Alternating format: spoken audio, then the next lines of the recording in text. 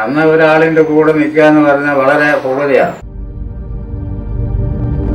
എല്ലാ കാര്യങ്ങളും അവരുടെ ആ എല്ലാ കാര്യത്തിലും നമ്മൾ അതുപോലെ അവരുടെ കൂടെ നിന്ന് എല്ലാം ചെയ്ത് കൊടുക്കുമ്പോൾ അവർക്ക് നമ്മളോട് ഒരു പ്രത്യേക താല്പര്യം ഉണ്ടാവും.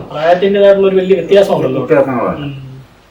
പിന്നെ തൊഴിലിനെ പറ്റി പഠിക്കണമെന്നുള്ള ഉദ്ദേശമുള്ള ആളാണെങ്കിൽ അവരുടെ ഒക്കെ കൂടെ നിന്ന് അവർ പറയുന്നതൊക്കെ കേട്ടും ചിലപ്പം ചീത്ത വിളിക്കുകയൊക്കെ ചെയ്യും. അതൊക്കെ കേട്ട് സഹിച്ച് നിൽക്കും. ചില പ്രശ്നക്കാരനാണ്. ഇവിടെ വലിയ പ്രശ്നമൊന്നും ഇല്ലാലും പിന്നെ ഇപ്പം അങ്ങ് വടക്കേ സ്ഥലത്തോട്ട് പോയി ആ കോട്ടയോ നല്ല കാഞ്ഞ ആ ഭാഗത്ത് എവിടെയോ പോയി.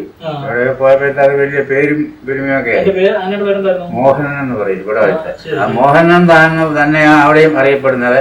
ഇപ്പോഴത്തെ നമ്മുടെ ഈ തെക്കൂന്ന് വടക്കോട്ട് പോയി ഐരാറ്റുപേട്ട ആ സൈഡ് എവിടെയാ. അപ്പൊ അവിടെ ചെന്നപ്പോഴത്തേക്ക് ഇത് വണ്ടികുത്തി മോഹനായി.